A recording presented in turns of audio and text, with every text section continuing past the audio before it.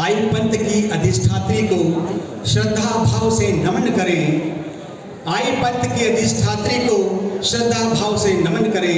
दिव्य ज्योति के दर्शन कर, दिव्य ज्योति के दर्शन कर श्रद्धा सुमन अर्पित करें। सभी समाजी बंधुओं से अनुरोध है कि कृपया इस आई माता जी के पूजन अर्चन में आप अपनी भागीदारी सुनिश्चित करें और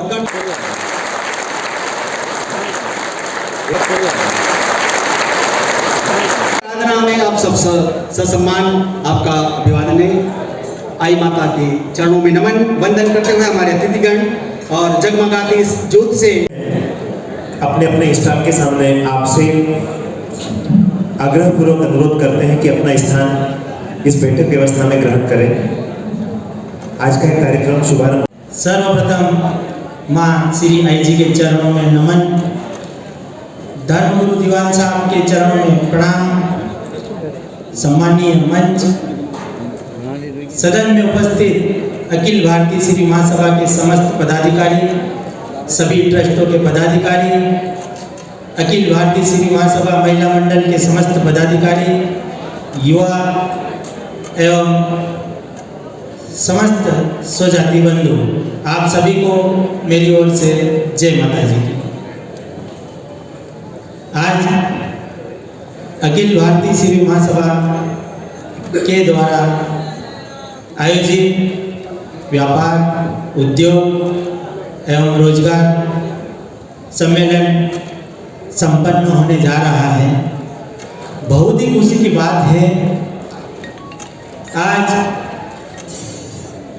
का जो वातावरण, आज का जो माहौल देख के मन बहुत ही प्रसन्न हो रहा है। आज ऐसा लग रहा है कि जैसा मंच अतिथियों से भरा हुआ है, उससे कई गुना सदन में स्वजाति बंधु की भीड़ देखने को मिल रही है।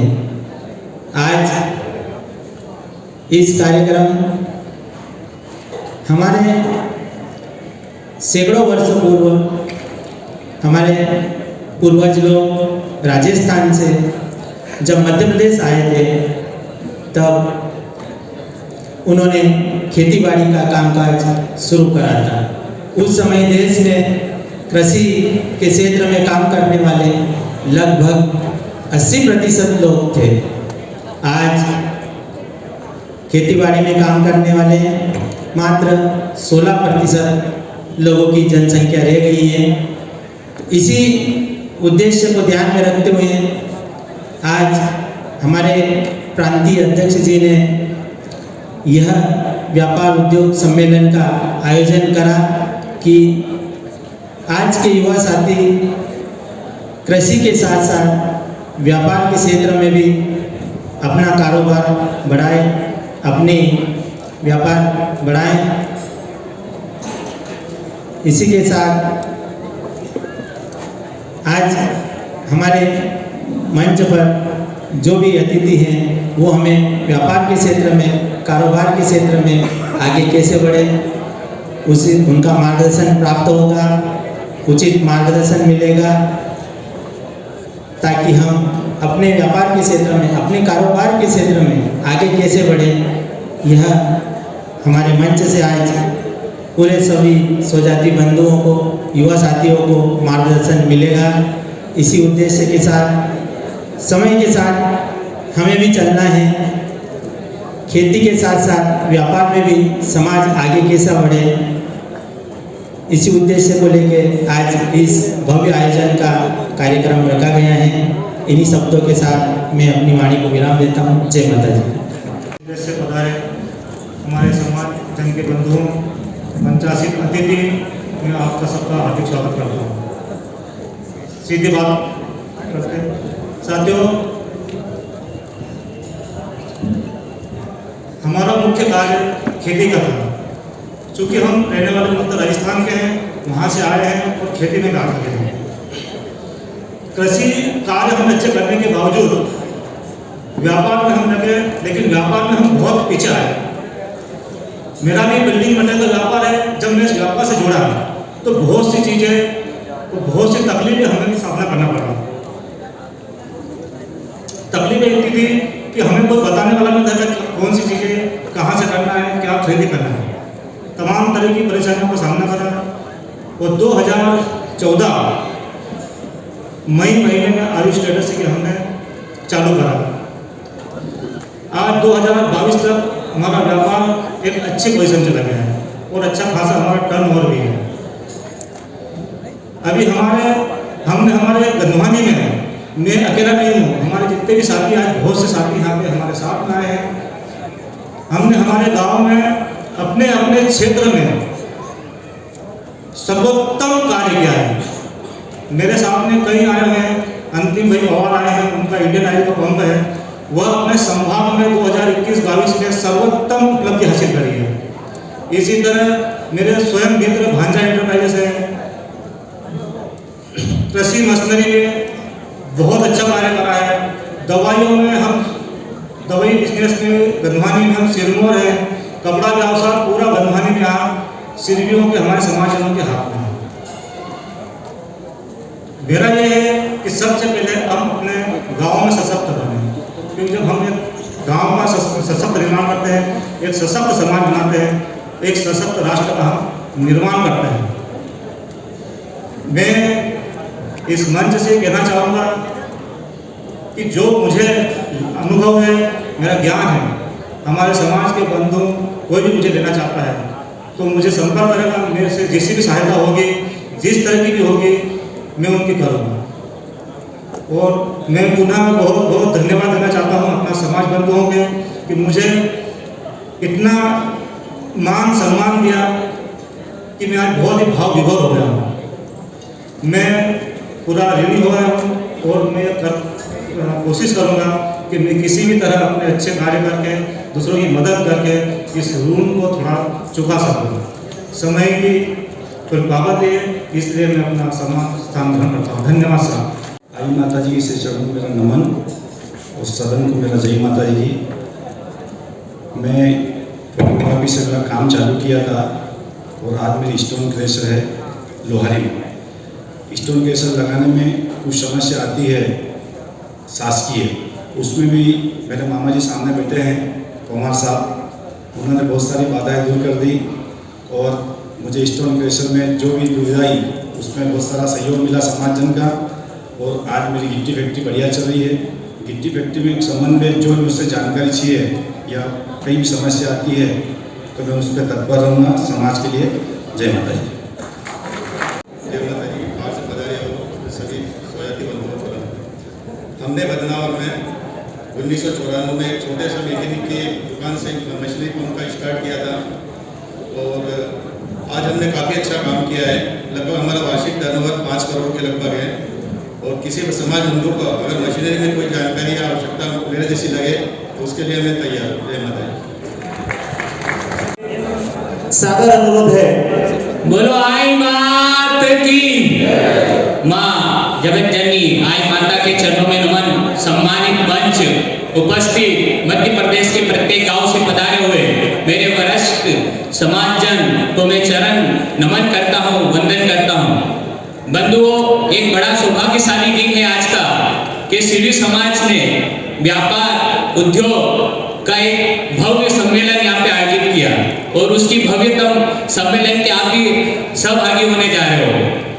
मुझे जो कृषि दवाई एवं बीज के ऊपर बोलने के लिए समय दिया है, मैं उसी पे सीधा आता हूँ। बंधुओं, 2000 से 17 अप्रैल 2000 से मेरे बड़े भैया ने कृषि दवाई का व्यापार चालू किया था। हमारा भारत कृषि प्रधान देश है और 2011 के सेंसस के अनुसार भारत 60% कृषि पर आधारित है एवं अपना मध्य प्रदेश 70% कृषि पर आधारित देश है, जिसमें कृषि को ही चुनकर कृषकों को कैसे अपन उच्च क्वालिटी की दवाई, खाद एवं बीज एवं उच्च मार्गदर्शन दे सकते हैं। 2000 से जब व्यापार चालू करा, शुरुआत एक छोटी सी दुकान से करी थी घर पे और शुरुआत में कोई बताने वाला नहीं था क्योंकि शुरू से सिरवी समाज से कोई व्यापार में था नहीं। तो बंधुओं, जिससे भी जो भी अनुभव मिला, 2 पेटी 4 पेटी उठा के भैया लाते थे और व्यापार चालू करा उन्होंने व्यापार की शुरुआत कर दी 2000 से, और उसके बाद धीरे धीरे कारवा बढ़ता गया, डिस्ट्रीब्यूटरशिप भी आ गई, मल्टीनेशनल कंपनियों का भी व्यापार करा, और आज सरदारपुर तहसील में लगभग बहुत अच्छा मेरा बिजनेस चल रहा है। और मैं 2011 से उसी दुकान को संचालित करके मैंने नित ऊंचाई तक पहुंचा। बंधुओं, सरदारपुर तहसील में और भी मेरे भाई लोग, सीढ़ी समाज के बंधुगण, सीढ़ी कृषि सेंटर गेंदालाल जी, योग माया कृषि सेवा केंद्र मुकेश जी का चौधरी इंटरप्राइजेस शोभाराम जी चौधरी एवं अन्य मित्र भी व्यापार कर रहे हैं। एक बहुत अच्छा व्यापार है कृषि का, जो उच्च क्वालिटी की दवाई एवं बीज अपने किसानों को उपलब्ध करवाकर उनका व्यवसाय, उनके कैसे आमदनी बढ़ सकती है, यही उद्देश्य के माध्यम से मैं समस्त युवाओं को अगर इस व्यापार से जुड़ना हो तो मैं उनसे अनुरोध करूंगा कि मुझसे जो भी आपको सहयोग चाहिए मैं उसको देने के लिए तैयार हूँ। मेरा मोबाइल नंबर है 9993514312। इन्हीं शब्दों के साथ मैं अपनी वाणी को विराम देता हूँ। बहुत बहुत धन्यवाद। इस सत्र में रखा गया है। फिलहाल जो मंच से मार्गदर्शन हमें प्राप्त हो रहा है, कृपया उस मार्गदर्शन का एक एक शब्द का अपने जीवन में अंगीकार करने का भरसक प्रयास करें, आपसे सहयोग की अपेक्षा के साथ। बोलो आई मात की, आई मात की। आज इंदौर महानगर में इस गौरवमय कार्यक्रम में हमारे बीच में पधारे हमारे देश के विभिन्न राज्यों से हमारा मार्गदर्शन करने के लिए विभिन्न प्रदेशों से आए हमारे सामाजिक बंधु, मंचासीन समस्त पदाधिकारीगण, इस कार्यक्रम की रूपरेखा बनाने वाले हमारे प्रांतीय अध्यक्ष श्री भगवान जी लखेटा साहब, जिन्होंने बहुत ही अच्छी सोच के साथ में इस प्रकार के कार्यक्रम की एक रूपरेखा बनाई ताकि हमारे मध्य प्रदेश के समाजजनों का व्यापार के क्षेत्र में, उद्योग के क्षेत्र में एक मार्गदर्शन हो सके। साथ में ही उपस्थित इस सदन में मध्य प्रदेश भारतवर्ष के विभिन्न राज्यों से पधारे हमारे अतिथिगण, महासभा के पदाधिकारीगण, मातृशक्ति और युवा साथी बंधुओं, आज का ये कार्यक्रम निसंदेह हमारे मध्य प्रदेश में उद्योग और रोजगार के क्षेत्र में एक तारीख बनेगा। आज जो हमारे लिए प्लेटफॉर्म बना है, आज से हमारी सोच यहाँ से प्रारंभ होगी और कहीं न कहीं हम उद्योग और व्यापार के क्षेत्र में नई ऊंचाइयों को छुएंगे। तिरुपति ग्रीन हाउस नर्सरी के नाम से मेरा व्यवसाय है बड़ौदा में, और यह व्यवसाय जो है मैंने 2005 में प्रारंभ किया और आप सभी के सहयोग से, सदन में उपस्थित अधिकांश लोगों के आशीर्वाद से आज जो है वो मध्य प्रदेश में आज जो है एक स्थापित रूप में स्थापित हुआ है। बंधुओं, शुरुआती दौर में कई तरह की परेशानियां आती है क्योंकि हम फर्स्ट जनरेशन ऑफ बिजनेस है, व्यापार की पहली पीढ़ी है। हमारे लोगों में से हमारे समाज के लोग कृषि से निकल कर आए हैं और कहीं न कहीं व्यापार के क्षेत्र में हम कहीं न कहीं पहली पीढ़ी है। हमें मार्गदर्शन करने के लिए कोई नहीं होता है, हमें हमारे रास्ते कहीं न कहीं स्वयं बनाने पड़ते हैं। पर आज परिदृश्य बदला है। आज हमें मार्गदर्शन करने के लिए कई सैकड़ों लोग हैं। आज मेरी खरगोन जिले की बैठक लेने के लिए आदरणीय भगवान जी जब आए थे तो मेरी उनसे जब बात हुई थी तो उन्होंने ये बताया था कि 1300 लोगों का रजिस्ट्रेशन हुआ है एक डायरेक्टरी के लिए। मतलब मध्य प्रदेश में 1300 लोग उद्योग और व्यापार के क्षेत्र में सक्रिय है, एक बहुत बड़ा आंकड़ा है। हम अभी तक यह सोचते थे कि हम केवल कृषि क्षेत्र में ही कार्य करते हैं, पर कहीं न कहीं विभिन्न प्रकार के उद्योग और व्यापार के क्षेत्र में भी हमारे समाज के लोग आज कार्यरत हैं। और कहीं न कहीं हमें जानकारी के अभाव में यह पता नहीं चल पाता है कि किस क्षेत्र में किस स्थान पर कौन व्यक्ति कौन सा व्यापार कर रहा है, अगर हमें उसका पता हो तो कहीं न कहीं उनके अनुभवों का निसंदेह हमें लाभ मिलेगा और व्यापार में वो कठिनाइयां जो पहले हुआ करती थी वो अब नहीं होगी। तिरुपति नर्सरी में हम सबसे पहले पपीते के क्षेत्र में कार्य करते थे। पपीते के क्षेत्र में कार्य करते करते हमने जो है नर्सरी के विभिन्न पौधों के उत्पादन का कार्य प्रारंभ किया और हम फलदार पौधे, सजावटी पौधे, फॉरेस्टी पौधे, औषधि पौधे एवं विभिन्न प्रकार के पौधों में हम काम करने लगे। हमने 2012 में एक टिश्यू कल्चर लैब की स्थापना की। वो टिश्यू कल्चर लैब आज की तारीख में हम 40 से अधिक वैरायटियों का उसमें उत्पादन करते हैं, जिसमें सागौन हुआ, गन्ना हुआ। गन्ने का इसी वर्ष हमने उत्पादन प्रारंभ किया है, टिश्यू कल्चर का गन्ना, अनार है, अमरूद है, बांस है एवं इस तरह से 40 से अधिक वैरायटियां हैं जो हम हमारे टिश्यू कल्चर लैब में बनाते हैं। साथ में ही हम एक सॉइल टेस्टिंग लैब का भी संचालन करते हैं, मिट्टी परीक्षण प्रयोगशाला। और मैं आपको बड़े गौरव के साथ ये बताना चाहूंगा कि पूरे मध्य प्रदेश में प्राइवेट क्षेत्र में केवल मात्र 3 लैबें हैं जो इस स्तर की है। उसमें हमारी एक लैब है तिरुपति लैब।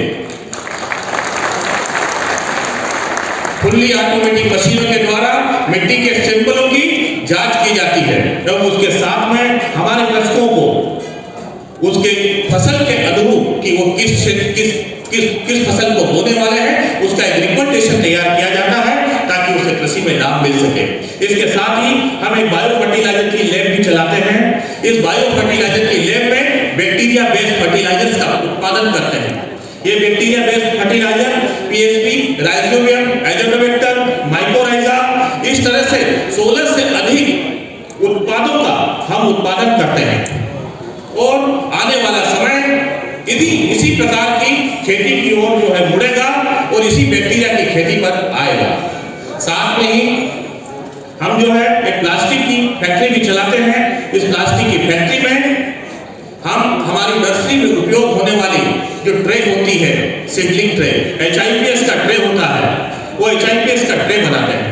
साथ में ही नर्सरी में उपयोग में होने वाली जो पॉली बैग लगती है, ब्लैक कलर की कोई एक बैग लगती है, उस बैग का भी हम उत्पादन करते हैं। साथ में हम कृषि के पाइप, जो खेतों में पाइप लगते हैं, LD के पाइप जिन्हें बोलते हैं, वो LD के पाइप का भी हम जो है हमारे मड़वा में उत्पादन करते हैं। साथ में एक सीमेंट आर्टिकल का भी हमारा काम है जिसमें हम फेंसिंग के पोल, बाउंड्री वॉल्स, पानी के टैंक्स, सीमेंट के स्टैचू, पेवर ब्लॉक्स, इस प्रकार से कई लंबी श्रृंखला है सीमेंट आर्टिकल्स की। ये जो है हम उन सीमेंट आर्टिकल का भी जो है उत्पादन करते हैं।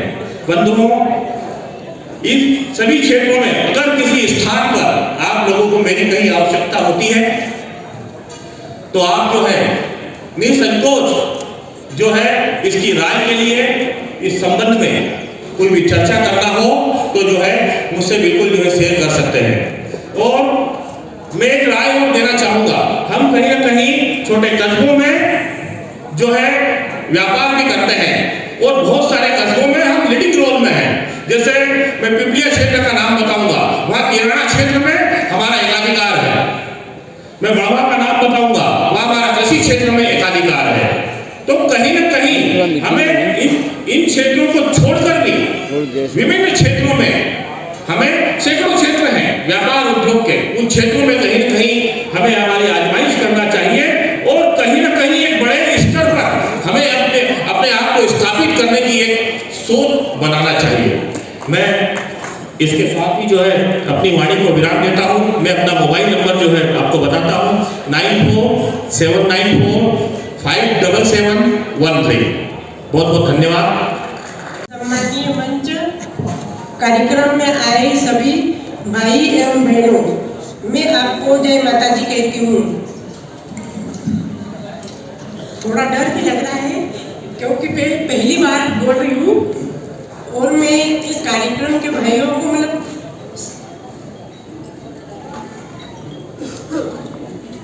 उनको धन्यवाद करती हूँ कि उन्होंने मुझे इस योग्य समझा कि मैं अपने व्यापार के बारे में आप लोगों को बता सकूँ। मैं भी आज से 2008 तक खेती का काम करती थी, पर उस समय जब पानी नहीं गिरा और बहुत बुरा दौर आया, तब हमने सोचा कि खेती के साथ साथ कुछ व्यवसाय भी करना चाहिए। उसी समय मुझे NRLM के एक मैडम ने मुझे और बोला कि दीदी हम लोग आपको 80 किलो हल्दी का बीज देंगे, तो क्या आप अपने खेत में लगाओगे? और मैंने बोला कि ठीक है, हम लोग लगा लेंगे। जब उस 80 किलो हल्दी के बीज को हमने खेत में बोया, वो 12 कुंटल उगी। तो हमने उसको निकाला और हमने सोचा दोनों पति पत्नी ने कि जब इस चीज को मतलब इतना उत्पादन हो सकता है तो क्यों हम इसे और वापस रिपीट कर दें, और उसे गोबर की खाद वगैरह डाल के हम लोगों ने हल्दी को वापस रिपीट कर दिया। उस समय वो हल्दी हमारे यहाँ 200 कुंटल के करीब पकी और यही बात जिले में चर्चा का विषय बन गई। तो हम जब जो NRLM के जो सर थे बेलवाल सर, उनके पास में यह बात पहुंची तो उन्होंने कहा कि मतलब हमसे मिलने आए भोपाल से और कहा कि दीदी आप इस हल्दी का क्या करोगे? तब मैंने उन्हें कहा कि सर मैं इस हल्दी को मेरे खेत से आपके घर तक पहुँचाना चाहती हूँ। यदि कि मतलब जैसे कच्चा माल जो अपन बेचते हैं तो उन्हें अपने को सही प्रॉफिट नहीं मिलता है, तो हमने सोचा कि क्यों हम ही इसी हल्दी को बॉईल करें, फिर उसको पॉलिश करके पीस के पैकिंग करके बेचें। तो ये बात सभी को बहुत अच्छी लगी और उन्होंने कहा कि दीदी हम आपका सहयोग करेंगे, और हमने उनके सहयोग और हमारी थोड़ी बहुत पूंजी लगाकर हमने एक छोटा सा लघु उद्योग शुरू कर लिया। जब हम और फिर हम लोग बना के जब बेचने गए बाजार में तो हमारे पास बहुत बड़ी समस्या पैकिंग क्या है, क्योंकि हमें कुछ आइडिया नहीं था। मतलब ऐसा कि हमने हल्दी कर दी है और हम लोग बेच देंगे, पर जब बाहर बेचने गए तो पता लगा कि उसकी पैकिंग सही नहीं होने के कारण वो नहीं बिक पा रही। तो हमको दुकानदारों व्यापारियों ने ये चीज़ बताई कि दीदी आपकी हल्दी तो बहुत अच्छी है, पर आप इसको मतलब सही पैकिंग नहीं होने के कारण नहीं बिक रही है। तब हमने उसकी पैकिंग को अच्छा करा और मेरे पति बाजार में जाकर लूज पैकिंग में मतलब ग्राहकों के साथ मतलब जो खेती व्यापारी रहते हैं उनके साथ बेचने लगे और धीरे धीरे हमको मेले भी मिलने लगे। उससे हमने हमारी पैकिंग को और अच्छा करा और एक ब्रांड का नाम दिया। हमारी पैकिंग मतलब हमारे पास मसाले हैं आजीविका के नाम से, और हम लोगों ने फिर धीरे धीरे उसके साथ हल्दी के साथ साथ मिर्ची, धनिया और मसाले भी करने लगे। इसी तरह मतलब हमें जब मुख्यमंत्री जी को भी ऐसा पता लगा कि भाई ये जो दीदी है हम लोग गाँव में समूह बनाते हैं और जो हमारे जो हल्दी निकलती है उसका हम लोग बीज भी बांट रहे हैं, तो वो लोगों मतलब उसका पता लगा, इसलिए उन्होंने मुझसे मिले और बात भी करी। जब यही बात जब उन्होंने मतलब 8 मार्च को उन्होंने वर्चुअल तरीके से मुझसे बात करी, तब हमारे यहाँ कलेक्टर सर भी आए थे। उन्होंने कहा कि दीदी आप जब ये हल्दी मिर्ची का काम कर रहे हो तो क्यों नहीं एक जिला एक उत्पाद के तहत तुम अदरक वाला भी काम करो। उन्होंने मुझे 24 लाख का ऋण दिया और मैंने एक अदरक का प्रोसेसिंग प्लांट भी डाल लिया है। आज जो मतलब एक छोटी सी फैक्ट्री हम लोगों ने घर में ही काम चालू कराया था, वो आज एक फैक्ट्री का रूप ले ली है और हम लोग बहुत आगे बढ़ रहे हैं। मेरे बेटे भी पहले टाटा रेलवे में नौकरी करता था, मैंने कहा कि बेटा अब तुम्हें अपना ही बिजनेस संभालना है, और इस वर्ष से वो भी मतलब हमारे बिजनेस में लगा है और हमारा 60 से 70 लाख तक का टर्नओवर हो गया है, और हमें उम्मीद है कि इस वर्ष के अंत तक 1 करोड़ तक का टर्नओवर कर देंगे। और मैं एक बात और कहना चाहती हूँ कि अगर मैं आज यहाँ पे खड़ी हूँ तो उसमें सबसे बड़ा सहयोग मेरे पति का है, क्योंकि उन्होंने मुझे हर काम के लिए बहुत मोटिवेट किया है। क्योंकि हर कोई दीदी यहाँ पे आके नहीं बोल सकती। अगर मैं यहाँ पे बोल रही हूँ तो ऐसा बोलते हैं ना कि हर कामयाब आदमी के पीछे एक औरत का हाथ होता है, पर मेरे साथ उल्टा है, क्योंकि मैं अगर खड़ी हूँ उसका पूरा सहयोग मेरे पति का है और मेरे परिवार का है, क्योंकि उन्होंने मुझे हमेशा सपोर्ट किया है। मैंने उन्हें बताती गई, वो लोग मुझे कंधे से मिलाकर साथ चलती रही, और मैं चाहती हूँ कि जिस काम को मैंने और मेरे पति ने शुरू करा है, मेरा बेटा और गाँव के जो हमारे जो दीदियों के साथ मैं काम कर रही हूँ वो उस काम को बहुत आगे बढ़ाएंगे। जय माता दी। सबसे पहले बोलो आई माता की। सर्वप्रथम माँ आई जी के चरणों में मेरा वंदन अभिनंदन एवं मंच में बैठे सभी मेरे पदाधिकारी एवं सदन में बैठे सभी सभी भाइयों बंधुओं एवं बहनों। मैं मेरे व्यवसाय के बारे में बताना चाहता हूँ। मेरी शुरुआत सबसे पहले प्लास्टिक इंडस्ट्री के रूप में हुई और जिनके कारण हमारे विनोद साहब जो हमारे बीच बैठे हैं, इन्होंने शुरुआत करवाई थी मुझे और उन्होंने 3 लाख की सब्सिडी दी थी मुझे। उस सब्सिडी के और कुछ करने का जुनून था, जो कि मैं इंदौर से एजुकेशन करके पहला गया था। मैंने इंदौर में काफ़ी किसान राज का नाम सुना था, तो कहीं ना कहीं प्लास्टिक इंडस्ट्री में काम करने का बहुत जुनून था मेरे को। तो मेरे को सर ने काफ़ी सेव किया। सर ने ही मुझे एक बुक दी थी, जिस बुक को पढ़ के मैंने अपनी प्लास्टिक इंडस्ट्री की स्थापना की थी, किंतु किन्हीं कारणों से वो इंडस्ट्री नहीं चल पाई। उसके बाद मैंने अपना व्यापार जगत में कृषि मशीनरी और दवाई की दुकान से स्टार्ट किया। थोड़े टाइम बाद मुझे मेरे गुरु जो ट्रैक्टर इंडस्ट्री में थे, उनका नाम है कैलाश जी पाटीदार, जो भी दुनिया में नहीं रहे, उन्होंने मुझे ट्रैक्टर के बारे में पूरा समझाया और ट्रैक्टर व्यवसाय में लाने की उनकी बहुत भूमिका रही और मुझे काफ़ी सपोर्ट भी किया उन्होंने। उसके बाद मैंने मेरी शुरुआत एज ए सब डीलर ट्रैक्टर में उन ट्रैक्टर ला के बेचता था, एज ए सब डीलरशिप पे चालू करी और 2007 में मैं झाबुआ जिले का मेन डीलर बना एस्को ट्रैक्टर कंपनी का, जिनका ब्रांड था फार्म ट्रैक्टर। उनसे शुरुआत हुई। 2012 तक मेरा व्यवसाय चला। 2012 में मुझे फाइनेंस की दिक्कत आई, जहाँ मैंने सर से मार्गदर्शन लिया, फाइनेंस कंपनी से मार्गदर्शन लिया। मुझे उसी टाइम पे स्वराज ट्रैक्टर का डीलरशिप मिल गया झाबुआ जिले में। मैंने स्विच करके स्वराज ट्रैक्टर की एजेंसी ले ली और तब से मेरा बिजनेस आज दिन तक स्वराज ट्रैक्टर का झाबुआ जिले में चल रहा है। आपका आशीर्वाद पूरा बना रहा उस पर। उसी को देखते हुए मैंने नेक्स्ट मेरा बिजनेस रतलाम डिस्ट्रिक्ट में स्टार्ट किया है, जहाँ मैं 6 तहसील में काम करता हूँ और वहाँ मेरे पास एक ट्रैक्टर का डीलरशिप है, जिसका है फार्म ट्रैक एस्कॉर्ट कंपनी का ट्रैक्टर है। उनकी शुरुआत भी मैंने करी और मेरे 3 आउटलेट रतलाम जिले में है, वहाँ भी मैं आपके आशीर्वाद से व्यवसाय कर रहा हूँ। एक बार मेरा हैदराबाद जाने का मौका लगा। वहाँ मेरे मित्र हैं रतनलाल जी चौधरी, उनका होटल का बिजनेस देखा। होटल का बिजनेस देखा तो मुझे काफ़ी अच्छा लगा बिजनेस उनका। कुछ नहीं, शाम को टाइम गाड़ी बिठा के ले गए मुझे, उनका व्यवसाय दिखा के लाया, हिसाब लेके पेमेंट लेके घर आ गया।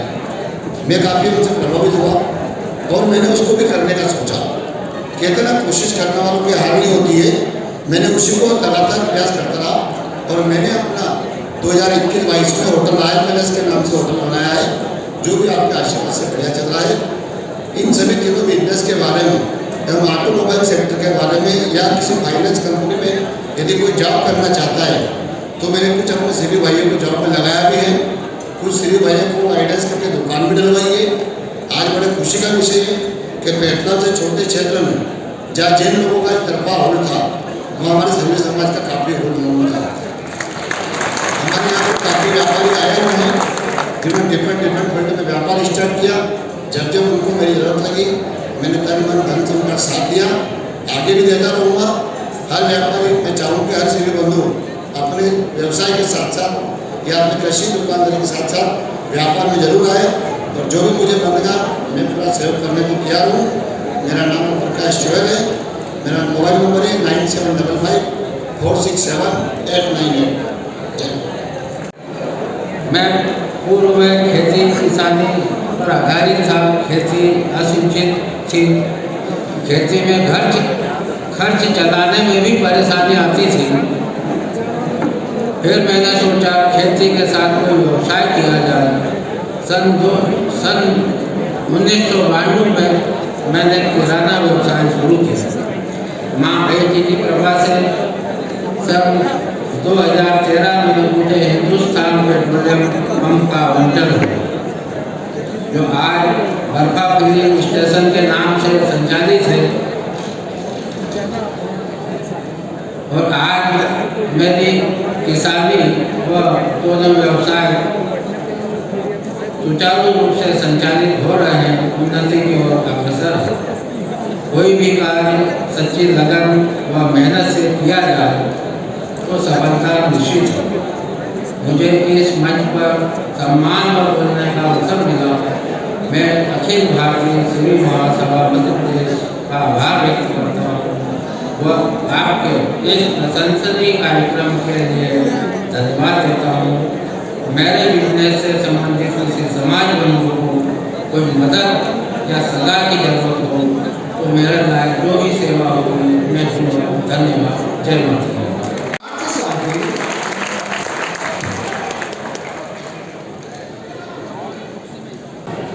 सभी को जय माता दी। आओ झुककर नमस्कार करें उन्हें, आओ झुककर नमस्कार करें उन्हें, जिनकी जिंदगी में वो मुकाम आया है। किस कदर खुश नसीब है वे लोग जिनका व्यापार समाज के काम आया है। सम्मानित मंच एवं अग्रिम पंक्ति में बैठे अखिल भारतीय श्री महासभा के प्रदेश पदाधिकारी, जिला संगठन पदाधिकारी, तहसील पदाधिकारी, युवा पदाधिकारी एवं मातृशक्ति और साथ ही जो राउंड टेबल पर बैठे हुए मेरे सह व्यापारी एवं सह उद्योगपति बंधुओं, आज यहाँ पर समाज में कई सफल व्यापारी, कई सफल उद्योगपति होंगे या वे भी कई होंगे जो अपना व्यापार आज इस सम्मेलन में सम्मिलित होकर, इससे प्रेरित होकर नया व्यापार प्रारंभ करना चाहेंगे, करना चाहेंगे। हमें हमारे गुरुजी का मतलब उनका एक स्वप्न रहता है या उनका एक आदेश रहता है कि समाज का कोई भी बंधु, घर का एक व्यक्ति खेती करे, दूसरा व्यक्ति व्यापार करे, किसी एक चीज में कभी घाटा या नुकसान होता हो तो दूसरी चीज में फायदा हो, तो उनका एक मतलब स्वप्न रहता है कि यार सभी सिर्फ समाज के कोई भी बंधु व्यापार व्यवसाय से जुड़े। आज जो यहाँ पर बैठक व्यवस्था की गई है वो व्यवसाय के हिसाब से की गई है कि किराना का व्यवसाय और सब एक दूसरे किराना वाले वहां पर बैठे, वहां पर उनके व्यापार को समझे। ऐसा नहीं हो कि अपने जो ग्रुप में बैठे सब अलग अलग गांव से आए हुए हैं और वो अपने किराना व्यवसायी के साथ में बैठे, उनका व्यापार कैसा है, उनसे कोई समझ सीख वो लेकर जाए और अपने व्यवसाय को बढ़ाए। इस वजह से ये व्यवस्था उस हिसाब से की गई है। और यहाँ पर जो पधारे हुए, बाहर से पधारे हुए सभी वक्ता जो उद्योगपति और व्यवसायी हैं, उनसे कुछ सीख लेकर जाएंगे हम और अपने व्यवसाय में क्या कमी है, कहाँ पर हम चूक कर रहे हैं और उनको कैसे आगे बढ़ाना है, उसके लिए हम यहाँ से सीख लेकर जाएंगे।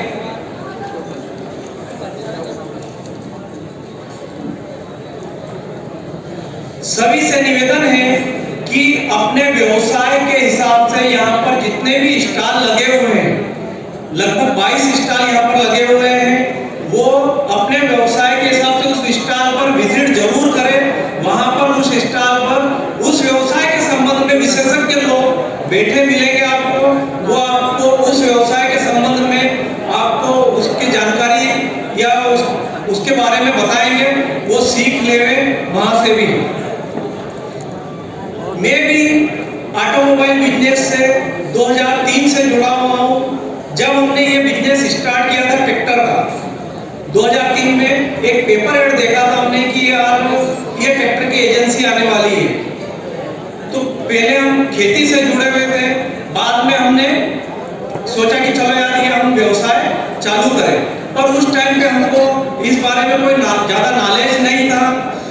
फिर भी हमने सोचा कि चलो यार किसी भी बिजनेस में हमको तो आगे आना है, तो हम ट्रैक्टर के बिजनेस से जुड़े और आज लगातार 20-22 साल से हम उस बिजनेस में हैं और उसमें लगातार उन्नति कर रहे हैं और हमारा कम से कम 20 करोड़ का व्यापार उसमें होता है।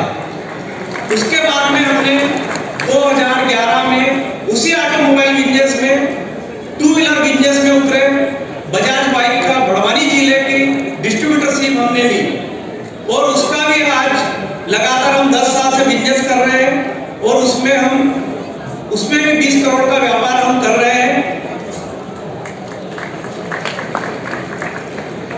मेरा सभी साथी बंधुओं से निवेदन है कि कोई भी व्यापार व्यवसाय हम स्टार्ट करें तो कम से कम जो यहाँ पर अपने अपने व्यवसायी बंधु हैं या डायरेक्टरी में जो भी नाम आएंगे, जो भी व्यवसाय से जुड़े लोग मिलेंगे, उनसे पूरा सलाह मशविरा करके ही अपना व्यवसाय स्टार्ट करें, ताकि उस व्यवसाय में कोई भी अपने को हानि नहीं हो या उसमें कोई भी अपने को दुविधा नहीं हो। इसी के साथ आपको सबको एक बार पुनः बहुत बहुत धन्यवाद। जय माता शक्ति युवा साथी एवं अखिल भारतीय स्त्री महासभा के समस्त पदाधिकारीगण, जैसा कि हम सब आओ मिलकर आगे बढ़े के संकल्प के साथ व्यापार उद्योग एवं रोजगार के प्रथम सम्मेलन में शामिल हुए हैं। अपने विचारों का आदान प्रदान कैसे आगे बढ़े, यह प्रथम पहल मध्य प्रदेश स्त्री समाज द्वारा की जा रही है। उसी कड़ी में हमने हमारे उद्योग व्यापार की शुरुआत कैसे करें, यह हमें हमारी युवा पीढ़ी में जोश भरना है, उन्हें आगे लाना है। उसी संदर्भ में आप लोगों से 2 मिनट का समय लूंगा। मेरी नौकरी से उद्योग लगाने का सफर, जिंदगी की उथल पुथल में जीवन का सफर कब इस मुकाम पर पहुंच गया, सच मुझे एक ख्वाब सा लगता है। जीवन की शुरुआत एक छोटे से घर में गांव सिंगाना से हुई थी, जहां पैतृक काम पिता खेती का था, पर मुझे मेरे परिवार और मेरे लिए कुछ हट के करना था। इसलिए गांव में पढ़ाई पूरी कर ख्वाबों के शहर इंदौर में परिवार से आ गया। आ तो गया, लेकिन यह करने को कुछ नहीं था। फिर मैंने प्रारंभ में एक नौकरी डाक फैक्ट्री में 600 रुपये प्रति माह से शुरू की। वहाँ मेरा सफर साइकिल से मोपेड का आया। उस वक्त मेरी हीरो बुक मेरे लिए BMW थी और मैं काफी संघर्ष के साथ आगे बढ़ता गया और कुछ सालों बाद आदरणीय जी के नेतृत्व में एक टायर फैक्ट्री शुरू की। अपनी लगन और मेहनत से आगे बढ़ता गया। घर परिवार देवी सम्मान मां की जिम्मेदारी संभालते हुए उनके आशीर्वाद से मेरे कदम सफलता की ओर अग्रसर होते गए और मैं आज एक से दो से 4 फैक्ट्रियों का स्वामी हूं। इसी बीच मुझे लगा कि हमारा दायित्व समाज के प्रति कुछ है, तो मैंने अपने व्यस्तम समय में से अधिक समय समाज के कार्य में दिया। मुझमें कुछ कमियां होगी, पर मैंने उस कमियों को परिवार और समाज में कभी हावी नहीं होना दिया। आज मैं जो हूँ, जैसा हूँ, आपके सामने हूँ और मैं कोशिश करूँगा कि आपकी अपेक्षा के प्रति खरा उतरूं और मेरी यूनिट में अगर किसी को रोजगार या किसी प्रकार की कुछ जरूरत हो तो मेरा नंबर सबके पास है, तो मैं उस आपको स्वागत करता हूँ। जय माता दी। सर्वप्रथम माई जी के चरणों में नमन। अखिल भारतीय सिविल महासभा मध्य प्रदेश व्यापार उद्योग एवं रोजगार सम्मेलन में पधारे सम्मानित मंच, सामाजिक बंधु, मातृशक्ति एवं युवा शक्ति का स्वागत, अभिनंदन। एक आओ मिलकर आगे बढ़े इसी सुंदर विषय के साथ आज हम सब यहाँ एकत्रित हुए हैं।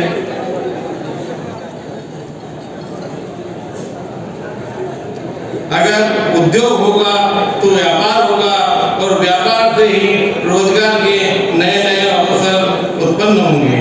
क्योंकि यह कहते हुए हमें बड़ा ही गौरव होता है कि हमारी शुरुआत कृषि जगत से हुई है। कृषि के में समाज के बहुत ही मजबूत स्तंभ के साथ अपना परचम लहराया है। समाज के हर क्षेत्र में, चाहे वो शिक्षा का विषय हो, कृषि हो, नौकरी हो या उद्योग या व्यापार, हर क्षेत्र में सम्मानीय एवं उच्च स्तर प्राप्त किया है। बेरोजगार उन लोगों को कहा जाता है जो लोग कार्य करने के योग्य होते हैं, लेकिन उनकी योग्यता के अनुसार उन्हें कार्य नहीं मिल पाता है। उन्हें सही दिशा व मार्गदर्शन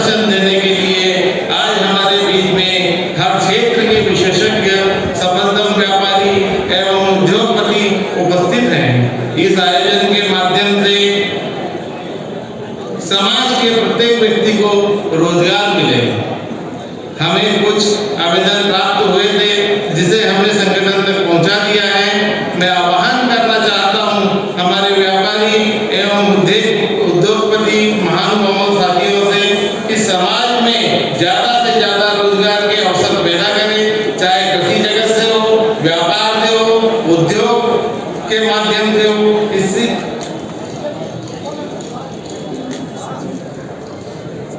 आज का ये सम्मेलन अवसरों का सम्मेलन है, इसका सभी जन समाजन भरपूर लाभ लें। जय माता दी, धन्यवाद। मुझे जो टाइम दिया गया है मैं टू दी पॉइंट आपको 2 या 3 चीज़ों के ऊपर मैं फोकस करके अपनी चीज़ आपके सामने रखने जा रहा हूँ। आज हर माँ बाप की एक बहुत बड़ी समस्या हो रही है कि हमारे बच्चे पढ़ लिए लेकिन उनको नौकरी नहीं मिल रही।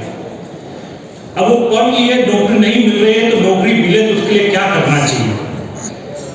हम सब जानते हैं कि ये तकनीक का युग आया है और मैं तकनीक में 22 साल से जुड़ा हूँ। अलग अलग क्षेत्र में मैं काम करता रहा और मेरी कहानी ऐसी थी कि ढोल चलाते हुए 9वीं 10वीं फेल होकर के IIT तक पढ़ा और IIT से वापस जब मैं बड़ी बड़ी कंपनी में काम करता था तो मुझे विदेश में काम करने का मौका मिला। लेकिन मैं सोचा कि अगर मैं विदेश चला गया तो मैं मेरा कर्ज कैसे उतारूंगा, क्योंकि मेरे में अगर वो क्षमता थी तो मैं 9वीं 10वीं फेल नहीं होता और अगर मैं वो क्षमता नहीं थी तो मैं IIT में पढ़ नहीं सकता था। इसी प्रश्नों के उत्तर के साथ मैं आपके सामने कुछ चीजें रखने जा रहा हूँ कि मेरा कर्ज मैं आपके साथ रह करके कैसे उतारूं, क्योंकि मैं यहाँ आया उसमें मैं अकेला नहीं था, सबका साथ था, आपका आशीर्वाद था। तो मेरे पास 2001 के बाद से कई कॉल आने लगे क्योंकि उससे पहले नौकरियां नहीं हुआ करती थी। जब मेरी नौकरी लगी तो लोगों को लगा कि अरे ये तो झूठ बोल रहे होंगे कि किसी की 40 और 50 हजार रुपये महीने की भी नौकरी लगती है। जहाँ 3000 और 4000 की नौकरी लगती थी वहाँ इतनी बड़ी नौकरी लगी। तो उसके बाद में मेरे पास कॉल आने लगे भाई इसको नौकरी दिला दो, उसको नौकरी दिला दो। लेकिन क्या करें, मैं प्राइवेट सेक्टर में काम करने वाला, उनको नौकरी क्या देता। जब मेरी खुद की नई नई नौकरी लगी थी तो मैं उनको वहाँ बुला करके उनको सक्षम बनाने के लिए कुछ तकनीक के तरीके बता करके और वहाँ पर बेंगलोर में 2002 के अंदर हमने वहाँ पर कंप्यूटर लैब का आयोजन करके वहाँ बुला करके उन लोगों को नौकरियाँ दिलवाई और उससे हमारे समाज और गैर समाज के लोग वहाँ आए और नौकरियाँ मिलने लगी। लेकिन वही समस्या कि मेरे पास समय तो शुक्रवार और शनिवार और रविवार का मिलता, सोमवार से लेकर शुक्रवार तक तो मैं हमेशा अपनी कंपनी के लिए काम करता। तो मैं आज आपको कुछ चीजें बताना चाह रहा हूँ कि जिस तरीके से मैं अगर आपसे पूछूं कि मैं आज से 30 साल पीछे लेकर के जाऊं और आपके सामने मैं मोबाइल की बात करूं कि भाई एक ऐसी डिवाइस आती है जिसमें चलते फिरते हम बात कर सकते हैं, एक साथ 25 लोगों से बात कर सकते हैं, तो आपके मन में जो विचार आएगा 30 साल पुराना, वो चीज मैं आज आपके सामने कुछ रखने जा रहा हूँ जो आज से 5 और 10 साल बाद में आपको दिखेगा।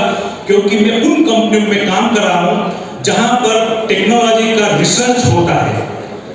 मैंने फिलिप्स में काम किया हेल्थ केयर के लिए और मेरे दिमाग में ये आया कि अगर मैं हेल्थ केयर के लिए कुछ काम करता हूँ तो हमारे किसान भाइयों के लिए भी वही काम करना चाहिए। वो काम यहाँ बैठे डॉक्टर उन सबको मैं बताना चाहता हूँ कि हमारी जो कंपनी फिलिप्स है वो MRI, CT, अल्ट्रासाउंड और एक्सरे इन सारी मशीनों के ऊपर हम काम करते थे। तो अब नई टेक्नोलॉजी ऐसी आई कि मैं एक्सरे मशीन के सामने में अगर खड़ा हो जाता हूँ, मेरा एक्सरे आता है तो अपने को डॉक्टर से पहले मशीन खुद ही बता देती है कि आपको ये और ये बीमारी होने वाली है। और जब मैं उस मशीन पर काम कर रहा था तो मेरे दिमाग में एक ही प्रश्न आता था कि क्या हमारे किसान भाइयों के लिए भी ऐसी मशीन नहीं बन सकती है कि मैं फोटो खींचूं उसके पौधों के सामने और ये बता दे कि इसमें ये बीमारी है और इसमें ये दवाई लगेगी तो हमारे एक डोज का कम खर्चा लगेगा। अगर इस चीज के लिए काम करना है तो मुझे चाहिए आपका सहयोग। आपके बच्चों को नौकरी चाहिए या मैं कहता हूं कि आपके बच्चों को सफलतम इंजीनियर बनना चाहिए। सफलतम इंजीनियर वो होगा जो इन तकनीक का उपयोग करके ऐसे ऐसे प्रॉब्लम को सॉल्व करेगा कि आपके यहाँ पर कब खाद देना चाहिए, कब उसमें दवाई छिड़कनी चाहिए और कौन सा बीज और कौन से समय में क्या भाव होगा, ऐसे ऐसे टेक्नोलॉजी के ऊपर मैंने काम किया है जिससे मैं अमेज़न में काम करता था। आज अमेज़न विश्व की सबसे बड़ी B2C कंपनी में आती है, पर लेकिन मेरे दिमाग में एक ही सवाल आता है कि अगर मैं अमेज़न के लिए करोड़ों का फायदा कर सकता हूं तो क्या हमारे गांव वालों का नहीं कर सकते हैं? हमेशा एक ही प्रश्न आता है कि मैं हमारे समाज, हमारे देश के लोगों को कैसे आगे बढ़ाऊं। तो मैं उनके सामने में एक कुछ प्रपोजल और रखता हूं कि अगर अमेज़न जैसी कंपनी आपके यहाँ पर आकर के ऑनलाइन का बिजनेस कर सकती है, तो क्या हम अपनी तकनीक का उपयोग करके हमारे समाज को इकट्ठा करके, और ये जो भीड़ दिख रही है उसमें अगर मैं इतने इंजीनियर को इकट्ठा कर दूं तो ये विश्व की एक बड़ी कंपनी की तरह दिखेगी। ये कंपनी अगर दिखती है, मैं उनको अगर बुलाता हूं और मैं कंपनी वालों को बोलता हूं कि मुझे प्रोजेक्ट दे दो, हम आपके प्रोजेक्ट हमारे भाई बंधुओं के माध्यम से बना करके हम आपको देते हैं, तो ये कितनी बड़ी अपनी सफलता होगी हमारे समाज की। तीसरी बात, हम नौकरी ढूंढते हैं लेकिन तकनीक का मालूम ही नहीं है कि हम कौन सी तकनीक के ऊपर काम करें। तो मैं आपको 5 या 6 तकनीक के बारे में बात करूंगा, और उसके बाद में अगर आपके बच्चे कोई अगर इंजीनियरिंग कर रहे हैं या 11th 12th कर रहे हैं तो मेरा यहाँ पर एक स्टॉल रहेगा, उसके माध्यम से मैं उनको मार्गदर्शन करता हूँ। और साथ ही साथ अगर मैं यहाँ नहीं भी बता पाया तो मैंने आई माता के लिए शनिवार और रविवार डोनेट कर दिया है। उस दिन आप मुझे सोमवार से सुबह से लेकर के रात के 9 बजे तक आप कभी भी चाहे मुझसे संपर्क कर सकते हैं। मैं जूम मीटिंग के माध्यम से अपने मंदिर के बडेर में वहाँ पर मैं अपना कार्यक्रम रखता हूँ, वहीं पर आते भी लोग, उनको मैं ट्रेनिंग भी देता हूँ, उनको सब समझाता भी हूँ। तो मैं जो तकनीक है वो कौन कौन सी ऐसी तकनीक है जिसके माध्यम से आज आपको बहुत बढ़िया नौकरी मिल सकती है, क्योंकि एक कंपनी में जो काम करते हैं ना उसमें आपकी वैल्यू कैसी होती है वो मैं आपको बताऊं। तो एक काम करने वाला 1000 रुपए भी लेता है, एक काम करने वाला 1 लाख रुपए एक दिन का भी लेता है। दोनों के हाथ तो वही है, शरीर वही का वही है, उनकी सोच का अंतर है। और वो सोच कैसे हम बना दें कि हमारे जो बच्चे यहाँ से जाएं तो वो भी 1 लाख रुपए दिन का कैसे कमा सके, उसके लिए वो कौन कौन सी ऐसी तकनीक जिसकी आज से तैयारी करें। जिस तरीके से हम किसान भाई हैं, हम खेती करने में जब बात करते हैं तो हम मई महीने में ही अपन खेत को अपन तैयार करना चालू कर देते हैं। ऐसा नहीं है कि बारिश होगी फिर ही हम तैयारी करते हैं। तो आज हम उस बीज को अगर डालें तो वो कौन सा बीज कौन सी जगह डालें ताकि वो बड़ा होकर के बहुत ही फलदार अपना पेड़ बने। तो उनके लिए कुछ तकनीकें हैं, जैसे कि कोई मोबाइल में काम करना चाहता है, कोई क्लाउड कंप्यूटिंग में काम करना चाहता है, कोई एनिमेशन में काम करना चाहता है, या फिर कोई एक ऐसी टेक्निक है जो मशीन लर्निंग और डीप लर्निंग की। आज आपकी मशीन जो है आदमी की तरह काम करती है, आप उनसे बातें कर सकते हो, वो आपको पूरा आंसर देती है और आपको मालूम ही नहीं पड़ता कि ये मशीन जो है मशीन है या आदमी आपके साथ बात कर रहा है। तो इन सारी तकनीकों के अलावा अगर आपको कोई डोमेन के बारे में बात करना है, जैसे मैंने कहा कि मैं हेल्थ केयर में भी काम कर रहा हूँ, फाइनेंशियल डोमेन में काम कर रहा हूँ, टेलीकॉम डोमेन में काम कर रहा हूँ। मैंने 9 ऐसी कंपनियों में काम करा जहाँ पर लोगों का सपना होता है, पर मेरा एक ही सपना रहा है कि हम जब जिस दिन हमारे यहाँ खड़े हो जाएंगे और हमारे समाज के सारे इंजीनियरों को इकट्ठा कर दूँ, मेरा सपना पूरा हो जाएगा। और मैं अपने सारे इंजीनियर भाइयों के माध्यम से ये बताना चाहूँगा कि भाई आपको स्ट्रगल करने की जरूरत नहीं है। हम स्ट्रगल करे हैं कोई बात नहीं, लेकिन आपको नौकरी कैसे मिले, आपको नौकरी के लिए तैयारी कैसे करनी है, कहाँ आकर के तैयारी करनी है, ये सारी जानकारियों के लिए मैं अपना मोबाइल नंबर आपको शेयर करूंगा। आप चाहें तो आप मेरे से संपर्क कर सकते हैं। मेरा व्हाट्सएप नंबर रहता है, पर मेरे आपसे एक ही विनम्र निवेदन रहेगा कि मैं कंपनी का सीनियर डायरेक्टर हूँ, तो सोमवार से शुक्रवार तक तो मुझे बिल्कुल टाइम नहीं मिलेगा। अगर उस दिन आप मेरे को फोन भी करोगे तो शायद मैं आपका कॉल रिसीव नहीं कर पाऊंगा, लेकिन शनिवार अगर सुबह 7:30 बजे से लेकर के रात के 9 बजे के बीच में आप जब भी कॉल करोगे, मैं आपके कॉल का व्हाट्सएप का रिस्पॉन्स जरूर करूंगा। तो मेरा मोबाइल नंबर मैं आपको शेयर कर देता हूँ। मेरा मोबाइल नंबर है 9845400324। और मैं आपको एक सूचना और देना चाहता हूं कि मैंने 22 साल तक रिसर्च करी है कि कोई व्यक्ति फेल क्यों होता है और कोई व्यक्ति पास क्यों होता है। और मैं आपके छोटे बच्चे से लेकर के बड़े बच्चों तक बिना पेन पेपर के पढ़ाई कैसे होती है बिना पेन पेपर के एक माँ एक छोटे से बच्चे को 3 साल के अंदर जो सिखाती वो जिंदगी भर तक किताबें पढ़ता रहा है उतना नहीं सीख सकता है। उस आधार के ऊपर मैंने कुछ चीजें और कुछ पैटर्न बनाए हैं और वो पैटर्न भी आपके सामने बहुत जल्दी आने वाले हैं कि अगर आपके बच्चे से एक मोबाइल छीन करके देख लेना, आपसे वो झगड़ा करने के लिए तैयार हो जाएगा, तो क्या आप उस नशे से उस बच्चे को कैसे बाहर लाओगे जिससे कि आज वो इतनी लत में आ गया कि उसका मोबाइल छूट नहीं रहा है। उसके लिए हमारे पास ऐसे प्रोग्राम होंगे कि जिसके माध्यम से उससे ज्यादा इंटरेस्टिंग उसको लगे और वो अपने प्रोडक्ट का खुद मालिक बने। उसके लिए कोई सर्टिफिकेट की जरूरत नहीं है, क्योंकि ये सर्टिफिकेट तो लोगों को दिखाने के लिए मेरे पास हुआ इंजीनियर है, पास हुआ डॉक्टर है, लेकिन हम जब अपने खेत में जाते हैं, हम जब अपने उद्योग में जाते हैं तो हम कोई सर्टिफिकेट लेके नहीं जाते हैं।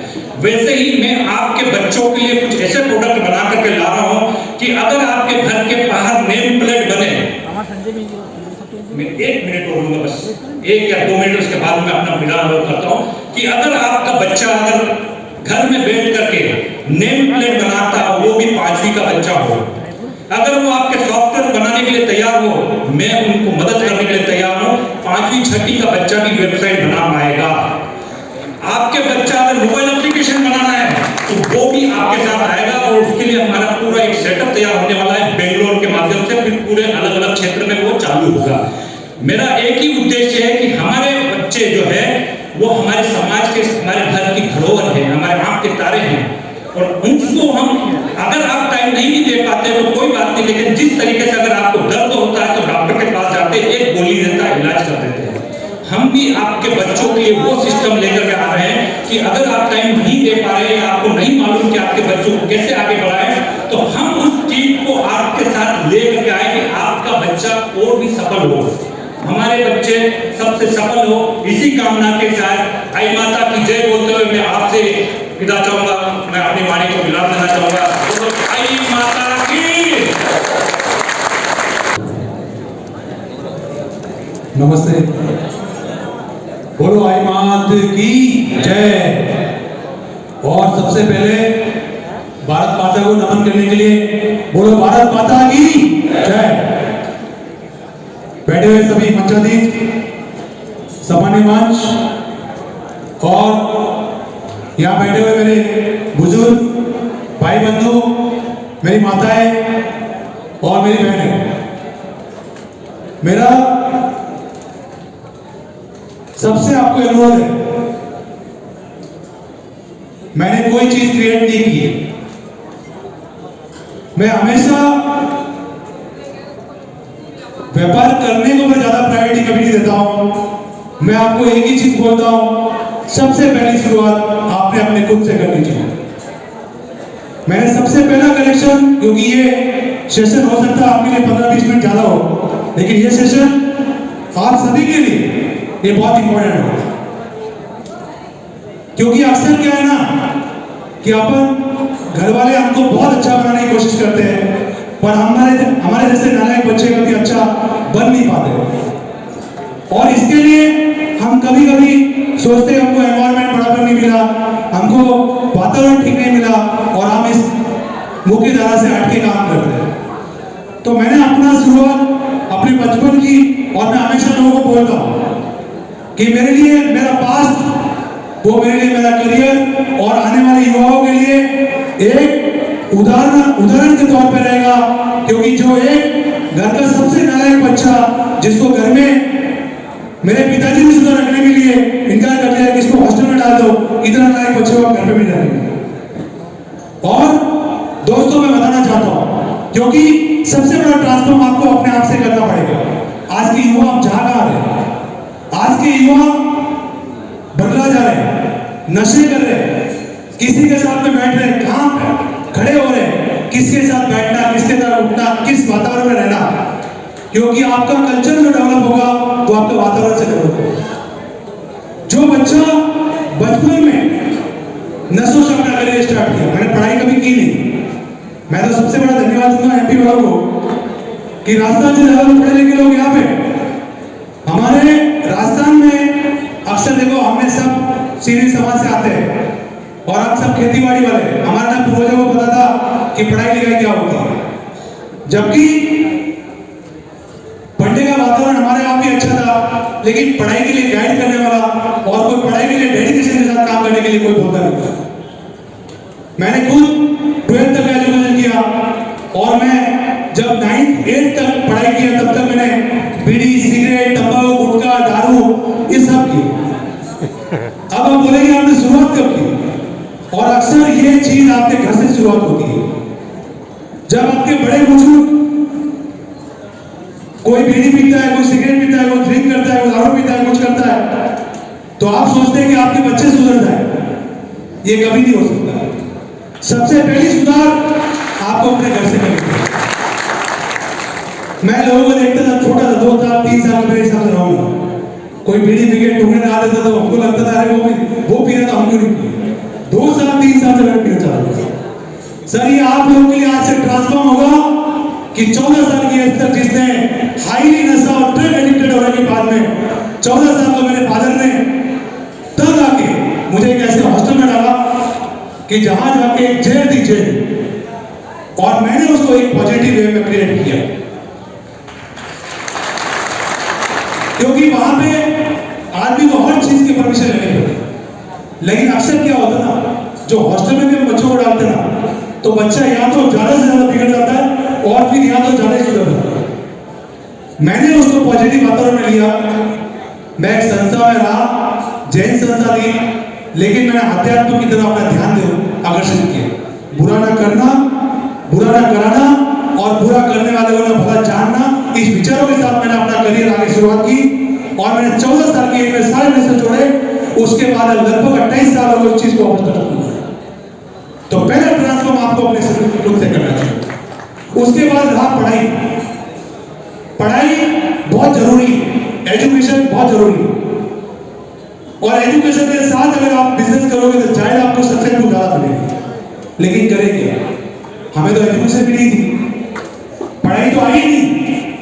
मेरे जो बड़े भाई साहब वो चार्टर्ड अकाउंटेंट फाइनल है, और फाइनल करते हुए उन्होंने 40 साल तक पढ़ाई की। ये भी एक केस स्टडी है। अक्सर आप लोग निराश हो जाते हो, और मेरे भाई साहब भी निराश हो गए और उन्होंने जिंदगी की हार मान ली, और उनको किस परिस्थिति हमने सवाल आपको बताया। मैंने अपने परिवार से कभी किनारा नहीं किया, लेकिन मेरे लिए मेरा परिवार भी प्रायोरिटी नहीं थी, और मेरी प्रायोरिटी थी कि मैं जो क्रिएट करना चाहता हूं वो एक अच्छी फैमिली क्रिएट करना चाहता हूं, और एक अच्छी वेल्थ क्रिएट करने के लिए वेल्थ फ्रॉम बायो प्रोडक्ट कैसे आए। और उसके लिए सर आपको, क्योंकि आप सब मेरे बुजुर्ग हैं, अब आपने बोला युवा तो बिजनेसमैन अक्सर तो बुढ़ा हो जाता है, तब उसको बिजनेसमैन की कैटेगरी में आप लोग लेके आते हैं। जब बिजनेसमैन पूरी उम्र लेके आता है, बोल रहे हैं बिजनेसमैन। आप छोटे छोटे एंटरप्रेन्योर, जितने भी आपके छोटे छोटे एंटरप्रेन्योर होते हैं, उन बच्चों में जितनी क्रिएटिविटी होती है ना, वो शायद हमारे से लोगों में नहीं होती है। मैं आज के युवाओं को देखता हूँ, और मैं इसीलिए अपने आप का जीवन का पूरा समर्पण, आप लोगों को लगता रहेगा कि सर ये बिजनेसमैन हो गए इसलिए बड़ी बड़ी बातें ठोकते रहेंगे, मुझे कोई इंटरेस्ट नहीं। मेरा इंटरेस्ट इस बात में है कि मैं आज के युवाओं को वॉलंटियर कैसे बनाऊं, बिना स्वार्थ के जिंदगी कैसे जिए, उसके लिए मैं युवाओं को क्रिएट करना चाहता हूं। मैंने अपना जीवन वॉलंटियर अपने आप को क्रिएट किया, इसीलिए मैं बिजनेसमैन बन पाया। मैंने बिजनेस की साथ के लिए कभी काम नहीं किया। और मैं आपको बता दूं बिजनेस के सक्सेस कहां से आते हैं। अक्सर बिजनेस के सक्सेस जो आप लोग ढूंढते हो ना, कि बहुत मेहनत करने से बिजनेस के सक्सेस आता है, ये नहीं आता। मेहनत तो करनी है, पर साथ ही साथ आपको बिजनेस में हर रोज नया अपग्रेडेशन भी करना पड़ेगा। जो अपग्रेडेशन आपके बिजनेस को आगे लेके जाएगा, उसके साथ टेक्नोलॉजी लेके आना पड़ेगा। क्योंकि कंपटीशन, आप जिस भी इंडस्ट्री में काम करते हो, हाईएस्ट कोई अगर कॉम्पिटिटिव इंडस्ट्री है तो इलेक्ट्रॉनिक्स इंडस्ट्री है, जहां पे ऑनलाइन, ऑफलाइन और जितने भी, मैं तो ये बोलूंगा कि सूर्या इलेक्ट्रॉनिक्स एक ब्रांड बनाया ना, तो वो बिकॉज ऑफ आइडियोलॉजी के नाम पे बनाया। आज हमारे कंपटीशन में रिलायंस, क्रोमा, विजय सेल्स, बड़े बड़े दुर्लभ, जिनके कॉर्पोरेट हाउस में लाखों करोड़ का बिजनेस है, और उनके साथ में आपका एक छोटा सा बालक, और वो इस सीधी समाज से आता है और कंधे से कंधा मिला के टॉप मोस्ट, इंडिया की टॉप मोस्ट, टॉप 30 रिटेल कंपनियों के अंदर आता है। पर मुझे इसमें भी खुशी नहीं है, क्योंकि मैंने तो बिजनेस के लिए काम नहीं किया। जब मैंने अपना करियर स्टार्ट किया तो सर मैं जब पूना, क्योंकि जब 12th तक मेरा एजुकेशन हुआ और एजुकेशन होने पर एजुकेशन सक्सेस थी नहीं, और रोज घर आते तो ताने मिलते थे, क्योंकि मेरी जो बॉन्डिंग जो है, मैं फ्रीडम फाइटर फैमिली से हूँ, मेरे दादाजी फ्रीडम फाइटर थे, तो बचपन से ही हमारे अंदर थोड़ा रुतबा अलग ही था। बट वो रुतबा एक दिन ऐसे परिवर्तन के अंदर आया कि अब तो हम बड़े हो गए, गाँव में रहेंगे तो शायद हो सकता है कि शहर वाला लड़के में ना हो, और मैंने उस तरीके से अपने आप को एक पढ़ी लिखी लड़की की शादी करने के लिए मैंने घर से सोचा कि अब मैं यहाँ पे नहीं रहूंगा, मैं घर से निकल, और मैं घर से भाग गया। मैंने सुख सुविधा मेरे पास में सब थी, मैं जब स्कूल जाता था तो बुलेट लेके जाता था। मेरे दादाजी राजेंद्र डॉक्टर राजेंद्र प्रसाद सम्मानित थे, और पहला आदमी चौधरी के अंदर जिसने आज तक गुलामी स्वीकार की, सरकारों से लड़ाया की, वही खून हमारे अंदर। और मैं तो चाहता हूं कि हर के अंदर निस्वार्थ भावना से काम करने की ताकत हो, तो सामने वाला आपके सामने जरूर झुकेगा। आपका स्वार्थ नहीं होना चाहिए उसके अंदर।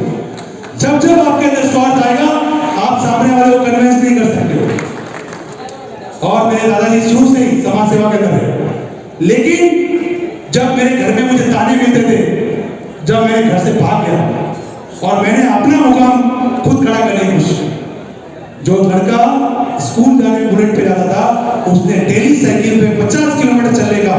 और मैं कोई थ्योरिकल बात नहीं करता सर, क्योंकि आप लोग बड़े प्रैक्टिकल लोग होने चाहिए, क्योंकि आप सबसे मेहनती लोग। मैंने अपनी करियर की शुरुआत साइकिल से की, और साइकिल से करते करते मुझे ऐसा लगा कि आप इसकी कदर नहीं होती। सर आपने बिजनेसमैन को देखा रहेगा, अक्सर बिजनेसमैन अपने एम्प्लॉय को ठीक नहीं करते, इसीलिए वो बड़ा बिजनेस नहीं क्रिएट कर सकते। अगर आपको बड़ा बिजनेस क्रिएट करना है तो आपको अपने एम्प्लॉय को ऑनरशिप देनी पड़ेगी, आपने अपने एम्प्लॉय को अपने फैमिली मेंबर की तरह रखना पड़ेगा, और आपने अपने एम्प्लॉय को एम्प्लॉय नहीं समझते हुए उसको ऑनर का दर्जा देना पड़ेगा। बिकॉज आप क्या सोचते कि एम्प्लॉय, हमने एक कामगार, मैं सोचता हूँ आप सर ये जो व्यापार का तो ठीक लगाया आपने, लेकिन रोजगार वाला नहीं लगाया। इसको आप करिए कि आपके जितने भी आप लोग रोजगार पाना चाहते हैं, वो आज से ये करें कि सर मेरी कोई भी एजुकेशन हो, मैं शुरुआत किसी भी लेवल पे करने को तैयार हूं। आज क्या हो गया, हर आदमी चाहता है मेरी इतनी पढ़ाई हुई है, मुझे इतनी सैलरी मिलेगी तो मैं काम करूंगा। अभी सर हमको तो काम ही देने को तैयार नहीं थे लोग, भाई बिना पैसे काम करना था, लेकिन बिना पैसे के भी जब काम कर रहे थे ना, तो पूरी ऑनेस्टी और पूरी ऑनरशिप लेके काम कर रहे थे। और मालिक को जब लगा कि ये लड़का बहुत मेहनत से काम करा, तो मैंने सेकंड जॉब दूसरे साल में ली। 99 में मैं 1500 रुपए में जॉब करता था, जिस ऑनर के पास में, उस ऑनर को मैंने, उस ऑनर ने मेरी कदर की, और उस ऑनर ने मेरे को 2 साल में 8000 तक की सैलरी दी। और 2000 में 8000 की सैलरी पाने वाला भी शायद पूना में ही चौधरी रहेगा, बाकी कोई सैलरी को 8000 की सैलरी नहीं। लेकिन वहां तक भी मुझे रुकना नहीं था। क्यों? क्योंकि सर मेरा मकसद कुछ और था, क्योंकि मेरे लिए मेरे जीवन में जब जॉब कोई नहीं दे रहा था, ये मुझे जब स्ट्रगल करना पड़ रहा था, तो मेरे एक अकेले के जॉब पाने से कुछ नहीं होता, मुझे कम से कम सैकड़ों लोगों के जॉब क्रिएट करने थे। तो मैंने अपनी शुरुआत 2001 में की, सूर्या इलेक्ट्रॉनिक्स को हमने फाउंडेशन रखी 2001 में, और सर 2001 में हमने 2 लोगों से शुरुआत की थी। आज हमारे साथ में कम से कम 300 लोग काम करते हैं। अब आप बोलते हैं सर ग्रोथ कैसे होती है, हर कोई अपना एंटरप्रेन्योर बनता है सर। सक्सेस पाने के लिए उसको 1 साल 2 साल 5 साल 10 साल अगर उसको सक्सेस नहीं मिली, तो वो आदमी क्या करता है, डिप्रेशन में आ जाता है कि आप कैसे सक्सेस, इतनी मेहनत कर रहा हूं मुझे सक्सेस ही नहीं मिल रही। क्योंकि वो आदमी हमेशा सोचता है कि मैं कितने पैसे अर्न कर रहा हूं। मैंने सर पैसा अर्न करने के काम नहीं किया। सबसे पहले डे 1 से आप बिजनेस का कोर रूल अभी आपको स्टार्ट होगा, क्योंकि बिजनेस ऑर्गेनाइज तरीके से करिए। मैं मारवाड़ी हूं, सिंधी हूं, लेकिन डे 1 से मैंने बिजनेस में आने के बाद एक दिन भी विदाउट बिल में धंधा नहीं किया। हर चीज ट्रांसपेरेंसी के साथ काम किया। मुझे कुछ पढ़ाई नहीं, 12th पास था। जब मैं, क्योंकि गांव से पढ़े हुए बच्चों को तो ए से लेकर जेड तक भी बोलना नहीं आता, ये हकीकत है। आप लोग उसको स्वीकार करो या ना करो। मैं जब 12th पढ़ने के बाद मुझे ए से लेकर जेड तक एक साथ में बुलाया तो मैंने बोला, लेकिन मैंने कंप्यूटराइज्ड बिजनेस स्टार्ट किया और 1 साल तक मैंने स्ट्रगल किया। आफ्टर स्ट्रगल के बाद में मेरे पास खाना भी खुद बनाते थे, खुद रहते थे, क्योंकि घर वाले तो कोई साथ में थे नहीं। तो मैंने मेरी बाइक 2002 में मेरी शादी हुई। मेरी वाइफ जो थी वो 12th पास थी। अब आप तो आजकल देखो फ्रीडम तो आपको बहुत है, पर फ्रीडम का या तो सही फायदा उठाओ या आप गलत फायदा उठाओ। मैंने मेरी वाइफ को घर नहीं बिठाया, उसका हायर एजुकेशन पूरा मैंने करवाया। ये आप लोगों के स्वाभिमान की बात हो सकती है। और आज उस वाइफ ने मुझे टेक्नोलॉजी अपग्रेडेशन, मैंने अपने आप में अपग्रेडेशन करते करते उस मेरी वाइफ ने हायर एजुकेशन पूरा किया। She is now MBA in finance है, और एमबीए इन फाइनेंस होने के बाद मुझे फाइनेंस के जो भी मेरे लूज पॉइंट थे उसको क्लियर करते करते करते करते 22 साल इस ब्रांड को खड़ा होने में लगा। और 22 साल खड़ा करने के लिए मैंने इस ब्रांड को मेरे लिए खड़ा नहीं किया। Now I am the highest tax payer because we are working for nation. मैं अपने देश के लिए काम करता हूँ, मैं किसी समाज के लिए या मेरे घर के लिए बिल्कुल नहीं करता। समाज के अंदर जब मेरे समाज ने मुझे सब कुछ दिया है तो मेरा दायित्व बनता है कि मैं समाज को भी वापस देता रहूं। तो आपकी खुशी के लिए बताऊं सर, ये कंपनी सीएसआर करती है। कोई रिटेल कंपनी सीएसआर करती है क्या? अक्सर मैन्युफैक्चरिंग कंपनियां सीएसआर करती है, और मेरी पहली कंपनी रहेगी जिससे रिटेल इंडस्ट्री के अंदर सीएसआर कर रही है। और सीएसआर का मतलब क्या है? मैं स्वेच्छा से डोनेशन देता हूं। इसके लिए मिस्टर सूर्या सोशल फाउंडेशन मैंने क्रिएट किया, वो एटीसी ट्रस्ट है। अब इसके आगे मेरी जर्नी क्या है? इसके आगे की जर्नी सर ये रहेगी, क्योंकि ये बहुत इंपॉर्टेंट रोल है, क्योंकि मैं अब वो सोशल फाउंडेशन की तरफ से लोगों को मदद नहीं करना चाहता। मैं उन लोगों को मदद करूंगा जो एजुकेशन पाए हैं, जो काम कर सकते हैं लेकिन जॉब की अपॉर्चुनिटी नहीं है, और काम शुरुआत कहां से करें उसके लिए हम ऐसे बच्चों को गोद लेंगे जिनका रहना, जिनका खाना पीना, और वो लोग जब तक अपने पैरों में खड़े नहीं होंगे तब तक उनका खर्चा मेरी फाउंडेशन उठाई और मेरी कंपनी उठाएगी। तो आप लोगों के से मेरा अनुरोध है, मैं कोई ऐसे, क्योंकि मेरे सारे बुजुर्ग हैं, इनको ही हमने आदर्श मान के अपना करियर स्टार्ट किया, क्योंकि हमारे पास खोने के लिए कुछ नहीं था, तो बस कुछ ना कुछ पाना ही था, हमने उसके लिए कहा। इसके बीच हमने जिंदगी के 3 तक लगा। आपके कोविड का सेशन है, अब आप लोग सब बिजनेस क्रिएट करना चाहते हैं। बिजनेस क्रिएट करोगे तो भी आप फेलियर हो जाओगे। बिजनेस कभी भी लॉन्ग टर्म सस्टेन नहीं होता अगर आपकी हेल्थ अच्छी नहीं है तो। मैंने पहली प्रायोरिटी अपनी हेल्थ को दी, और पिछले 22 साल से नॉन स्टॉप, क्योंकि मेरी आइडियोलॉजी बड़ी अलग है। आप लोग आइडियोलॉजी की बात की तो सर आप आइडियल किसको मानते हैं? आप आइडियल मानते हैं, फिर भी हीरो को आइडियल मानते हैं। मेरे आइडियल ऐसे है बाबा रामदेव जी, जिन्होंने मेरी आइडियोलॉजी और मेरे जैसे बंदों को ग्रूम किया, और आज देश के लिए, देश की सेवा के लिए आपको तैयार किया। और मैंने हेल्थ के अंदर zero compromise, zero tolerance policy के साथ काम करता हूँ। पिछले 22 साल से डेली 1.5 से 2 घंटा योग करने के बाद में मैं घर से बाहर निकलता हूँ। बहुत सारे लोग तो बोलते सर टाइम नहीं है, हम टाइम कैसे मैनेज करें? सबसे बड़ी प्रॉब्लम लोगों की टाइम मैनेजमेंट की है, क्योंकि आप क्या करते हैं? पैसा कमाना चाहते हैं, पर पैसा किसके लिए? आप अगर 40 साल तक मेहनत करोगे और 50 साल तक आपके सारी जो जिंदगी की जो कमाइयां है ना, वो पूरी आप डाल के अपने जीवन को बचाने में लगाओगे, क्योंकि आपका जीवन आपका साथ देगा जब आपके पास पैसे होंगे।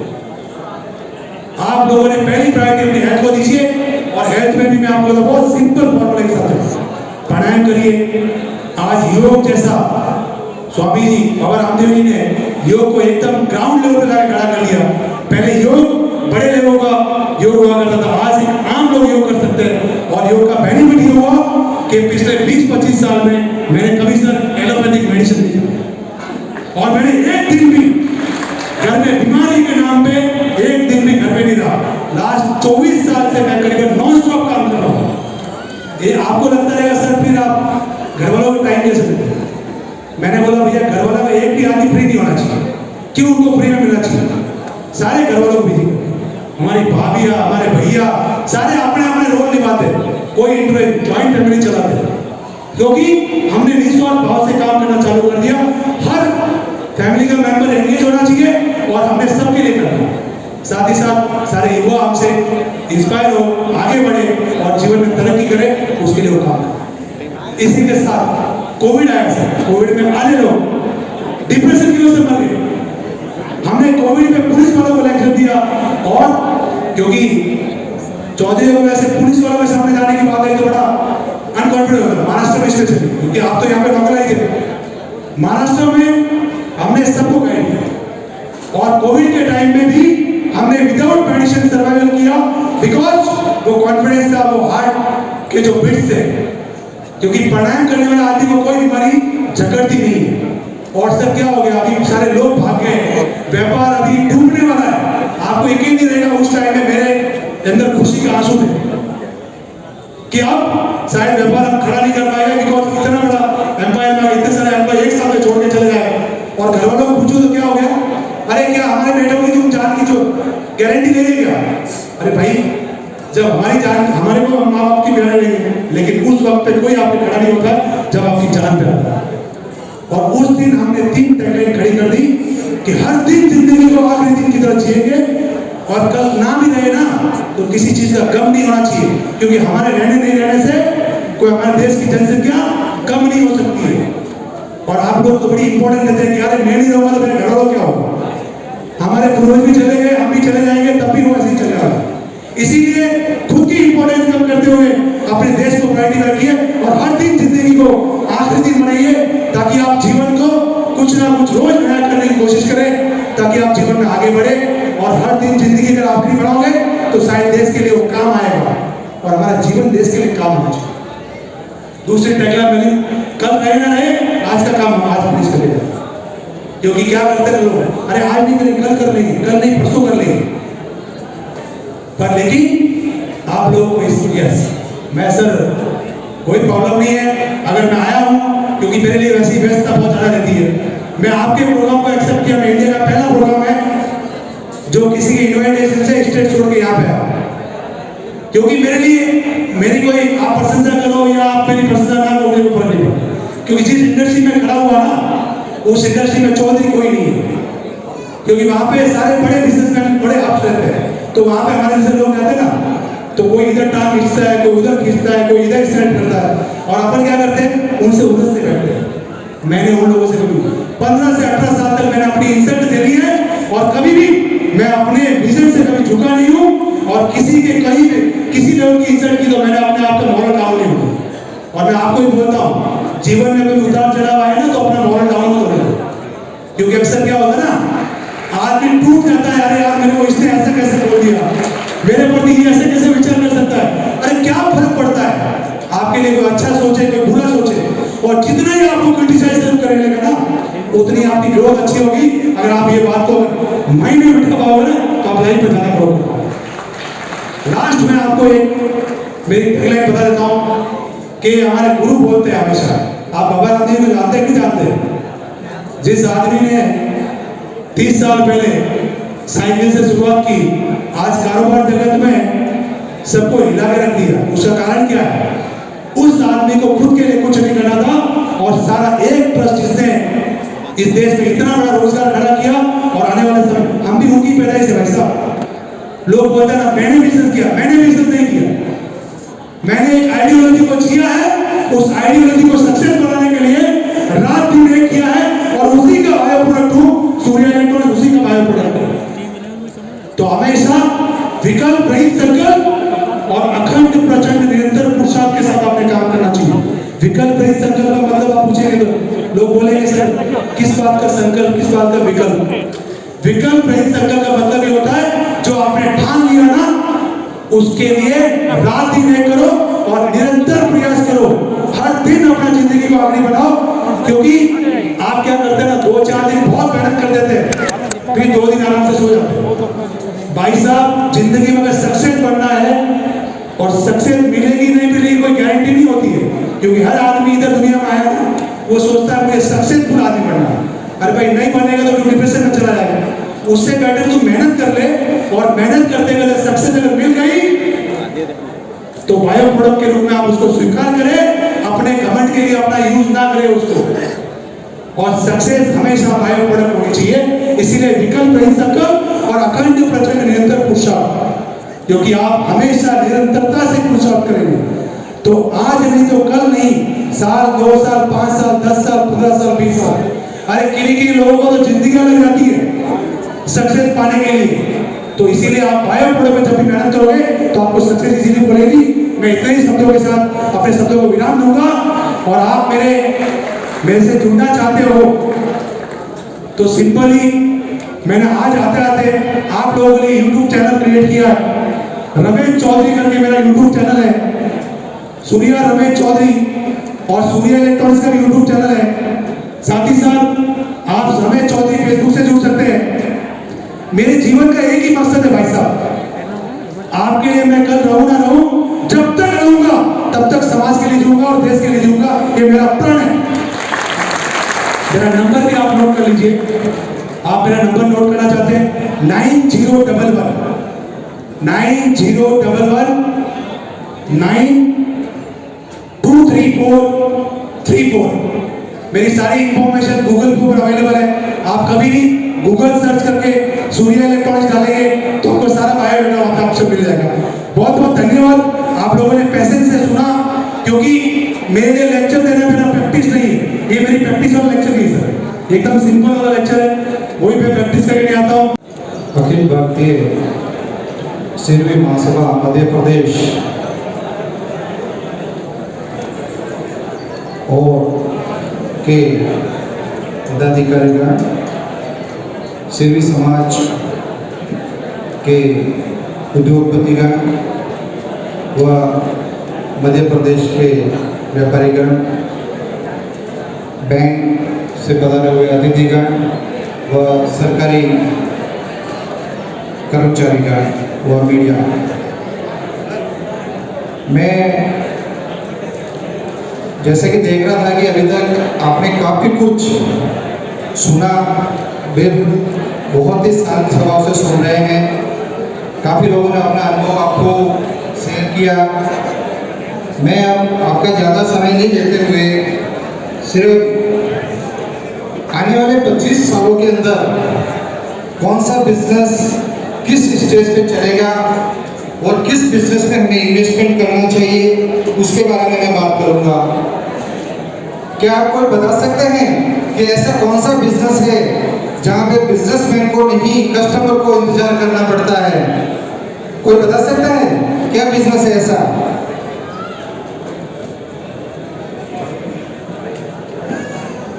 हाँ, जैविक खेती भी बहुत अच्छा बिजनेस है। इसके अलावा सबसे आज हर एक की जरूरत है और डिमांड है, वो है hospital, education and hotel industry, जहाँ पे आपको पता होगा कि कस्टमर बिजनेसमैन का इंतजार करता है। हॉस्पिटल जाते हैं तो अपन डॉक्टर का इंतजार करते हैं, स्कूल में एडमिशन के लिए जाते हैं तो प्रिंसिपल का इंतजार करते हैं, कहीं टूरिस्ट में जाते हैं तो होटल के रूम की बुकिंग अपन पहले करते हैं। तो हमें ऐसे बिजनेस करने चाहिए कि जहाँ पे हमारा इन्वेस्टमेंट का रिटर्न उससे अच्छा हो। तो आज की जो डिमांड है उसके बारे में अपन सोचना चाहिए कि किस तरह के बिजनेस करें जिससे कि हम अपना इन्वेस्टमेंट का रिटर्न ले सकें। इसके अलावा आने वाले 25 सालों में आपको पता होगा कि इंफ्रास्ट्रक्चर डिवीजन जो है वो बहुत ही बूम में चलने वाला है। इंफ्रास्ट्रक्चर में जैसे कैसे बिजनेस आते हैं, हार्डवेयर हो गई, इलेक्ट्रिकल हो गया, रियल एस्टेट बिजनेस हो गया, पाइप इंडस्ट्री हो गई, स्टील इंडस्ट्री हो गई। ऐसे बिजनेस में आप जाइए ताकि आप अपना बिजनेस आने वाले 25 सालों तक बेफिक्री से कर सकते हैं। इसके साथ नई अपॉर्चुनिटी में मैं आपको बताना चाहता हूं कि अभी इंपोर्ट एक्सपोर्ट, आप अपने गांव से जहाँ से हैं वहाँ की ऐसी वस्तुएं हैं जिनकी यहाँ पे डिमांड नहीं है लेकिन बाहर देशों में बहुत डिमांड होती है। तो ऐसे आप गूगल यूज़ कर सकते हैं। गूगल के अंदर आपको बहुत सारे ऐसे प्रोडक्ट की डिमांड ओवरसीज सप्लाई के बारे में भी पता चल जाएगा। तो आप देखेंगे तो वो बिजनेस भी आप कर सकते हैं जो यहाँ के लिए वो बहुत ही बेस्ट प्रोडक्ट है लेकिन कहीं दूसरी जगह पे उसकी बहुत अच्छी डिमांड है। तो आपको ऐसे बिजनेस करना है जहाँ पे इन्वेस्टमेंट कम हो और रिटर्न बहुत ज़्यादा आता हो।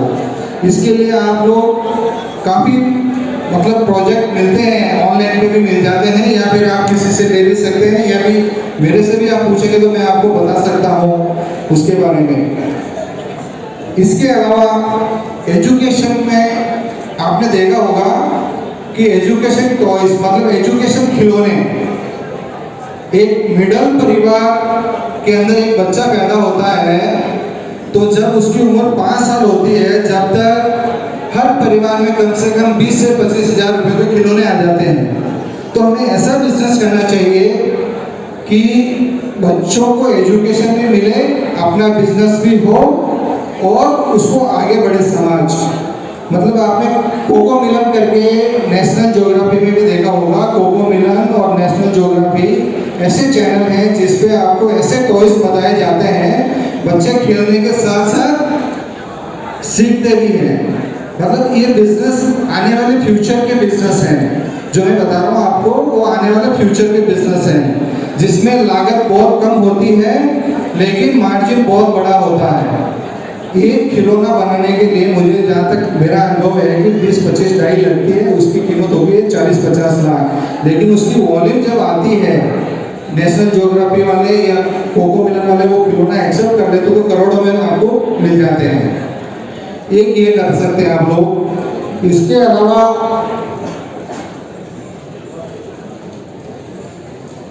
सेकंड मैं आपसे पूछना चाहता हूं कि आपके बिजनेस के अंदर आपको एक रूल्स बनाना होता है 3A, मतलब एक्सेप्ट, एफिशिएंट एंड एक्शन।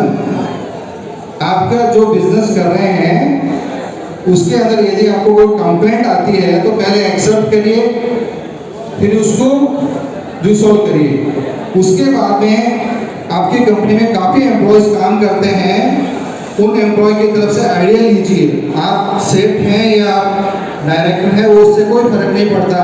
आपके वहाँ पे जो कचरा निकालने वाला बंदा होगा वो आपको आपसे अच्छा आइडिया दे सकता है, तो आप उनसे आइडिया लीजिए और एप्रिशिएट कीजिए उनको।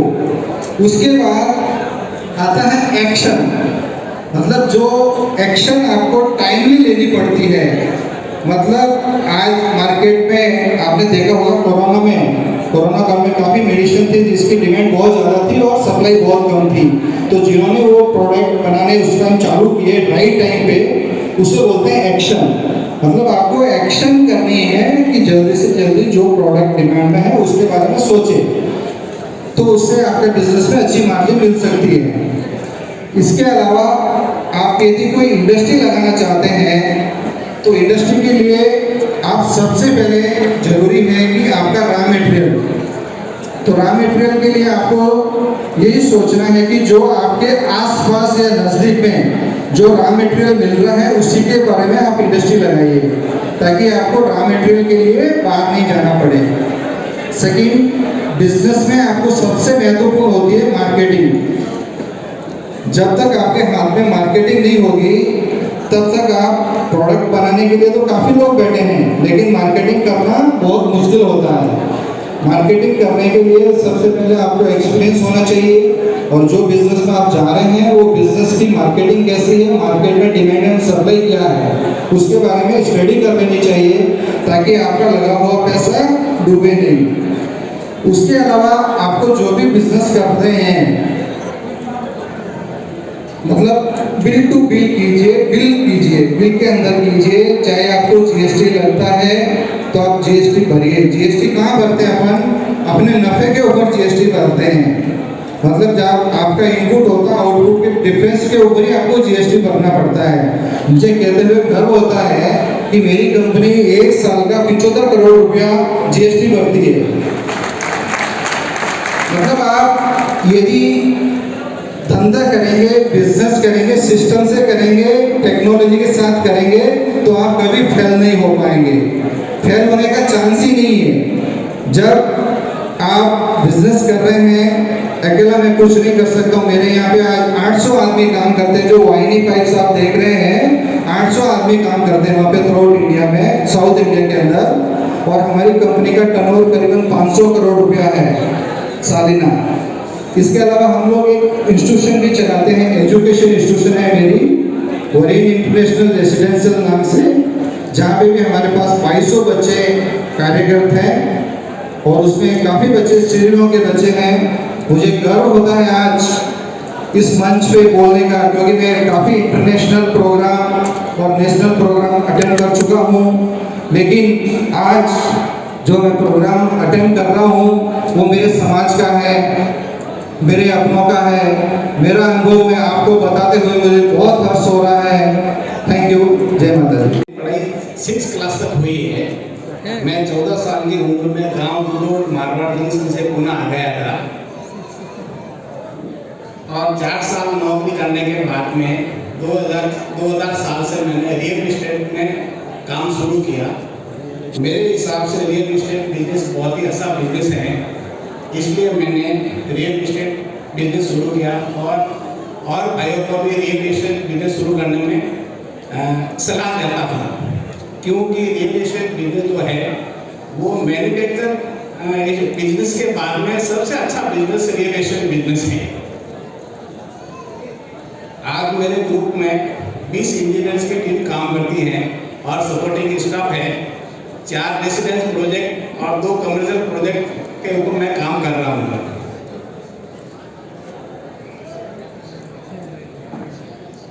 सब हम उस समाज से हैं जो हमारे पुराने बूढ़िया कहते थे कि मोटियार तो लाख ठोक के पानी निकाल सकते हैं, तो ये बिजनेस तो बहुत छोटी बात है। जय माता दी।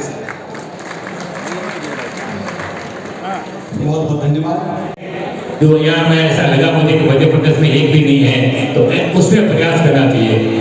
जितनी सेवा एक IAS बनकर के समाज की आगे कर सकता है, वो कहीं दूसरे किसी प्रकार का अफसर बन के नहीं कर सकता है। हमारे राजस्थान में सीधी समाज के 4 अधिकारी बने हैं अभी तक, लेकिन मैं आपको कहना चाहूँगा, मेहनत करोगे इसमें आगे बढ़ोगे। राजस्थान में कैसा गांव है जब 70 घर और 50 IAS है, वो मीना समाज से है।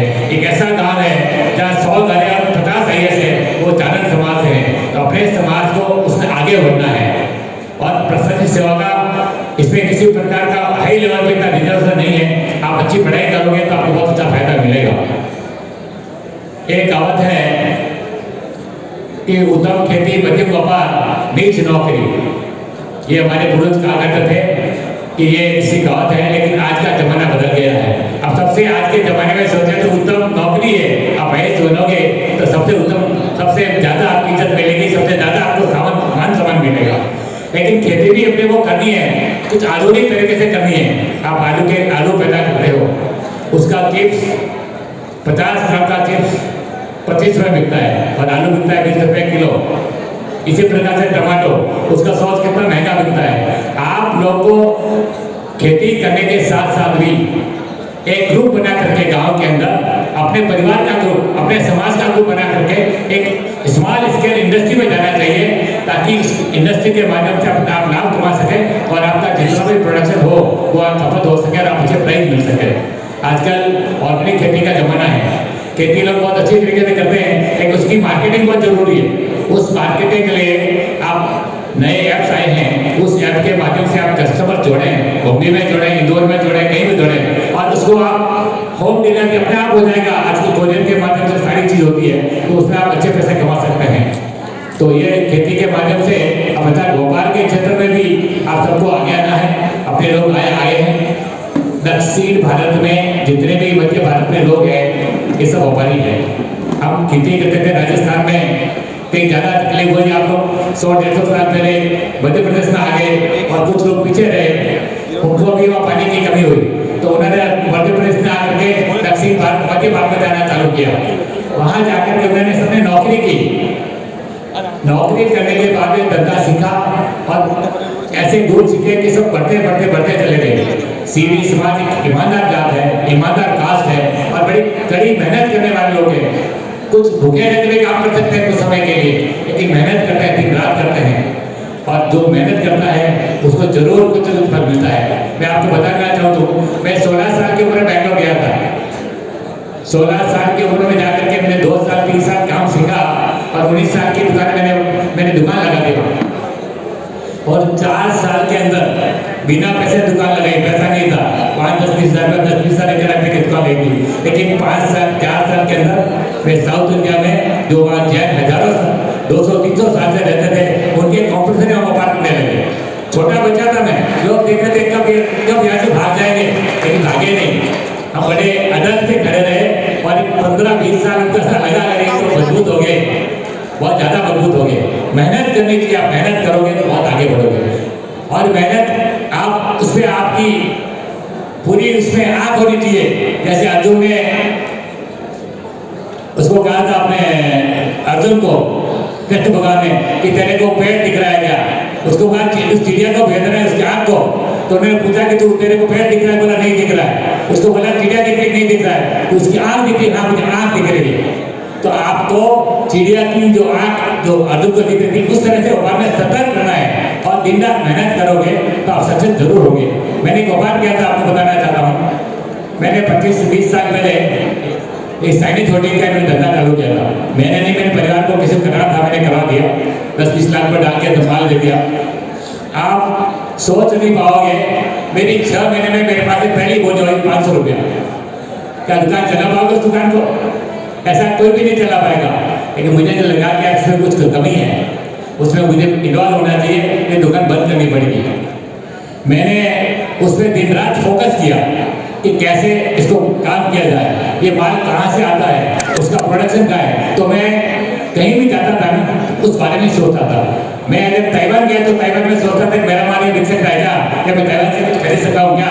चाइना गया तो मैं चाइना में सोचा कि मेरा माल ये बिक सकता है क्या, मैं कैसे क्या खरीद सकता हूँ।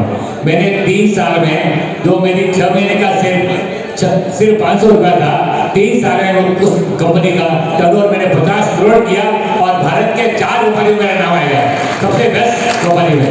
तो मेहनत करने वालों की कभी हार नहीं होती। आप तो काम कीजिए, मेहनत कीजिए, जरूर सफलता मिलेगी।